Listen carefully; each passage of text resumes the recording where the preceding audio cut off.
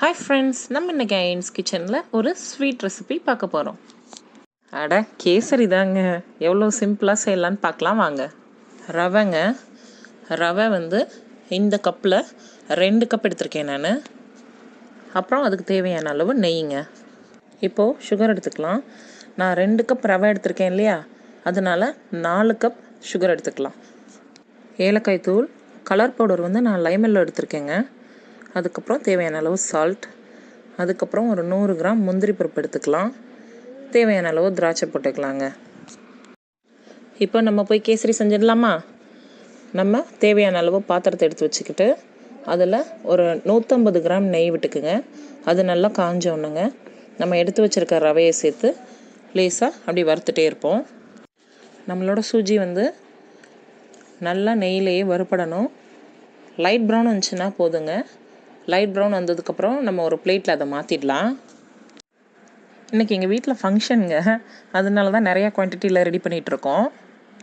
இப்போ நார்மலாக வீட்டுக்கு பண்ணுறது வந்து இப்போ நான் சொன்ன மெஷர்மெண்ட்லேயே ஹாஃபாக பண்ணிக்கலாம், இல்லைன்னா குவார்ட்டர் பண்ணிக்கலாம், அந்த லெவலுக்கு பண்ணிக்கலாம். ரவை வறுபட்டுருச்சுங்க. இப்போ நம்ம அதை வேறு பிளேட்டுக்கு மாற்றிட்டு தண்ணியை கொதிக்க வச்சிடலாம். தண்ணி வந்து 1க்கு 3 எடுத்துக்கோங்க. நான் இப்போ காமிச்சிருக்கிறது 2 தான் காமிச்சிருக்கேன். 3 எடுத்துக்கிட்டால் தான் தாராளமாக அது வந்து வேகிறதுக்கு நல்லாயிருக்கும். 1க்கு 2 எடுத்தோன்னா நல்லா அது ரவை வேகாது. தண்ணி நல்லா கொதித்து வந்துக்கிட்டு இருக்குங்க. இந்த டைமில் நம்ம வறுத்து வச்சுருக்க ரவையை இதோட ஆட் பண்ணிடலாம். ஆட் பண்ணிவிட்டு நல்லா கிளறி விட்டுக்கிட்டே இருங்க. நம்ம அந்த ரவைக்கு 1க்கு 2 அளவில் தண்ணி சேர்த்துருந்தோன்னா அப்போவே ட்ரையாக இருக்குங்க. 1க்கு 3ங்கிற அளவுக்கு தண்ணி சேர்த்தோன்னா தான் இது மாதிரி தளத்தலன்னு கொதிச்சிட்ருக்கோம். இந்த டைமில் நம்ம சால்ட் சேர்த்துக்கலாங்க. இப்போது கலர் பவுடருங்க. நான் லைம் எல்லோ சேர்த்துருக்கேங்க. நம்மளுக்கு எந்தெந்த ஃப்ளேவரோ அது சேர்த்துக்கலாம். குங்குமப்பூ பாலில் ஊற வச்சு அது கூட சேர்த்துக்கலாம், நல்லாயிருக்கும்.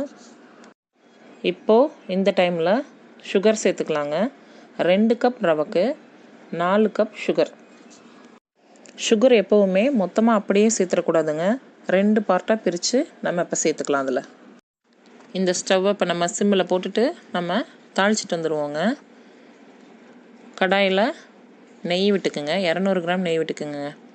நெய் சேர்த்துட்டு தேவையான அளவு முந்திரி எடுத்து வச்சுருக்கோம் இல்லையா, 150 கிராம், அதையும் இதோட சேர்த்துக்கலாம். சேர்த்ததுக்கப்புறம் அதை நல்லா ஒரு நிமிஷம் சிம்மில் வச்சு நல்லா சாட்டே பண்ணுங்கள். அதுக்கப்புறமா திராட்சையை சேர்த்துட்டு நம்ம அதை அப்படியே கேசரியில் சேர்த்துற வேண்டியதுதான். நான் அதுக்கு முன்னாடி கேசரியில் இன்னும் கொஞ்சம் நெய் விட்டுருக்கேங்க, அதை நான் காட்ட மறந்துட்டேன். சர்க்கரை சேர்த்ததோட ஒரு 150 கிராம் நெய் அதோடு சேர்த்துட்டு கிளறி விட்டுருங்க. அதை நான் காமிக்கிறதுக்கு மறந்தே போயிட்டேன். முந்திரி திராட்சை நல்லா வரப்பட்டுருச்சுங்க.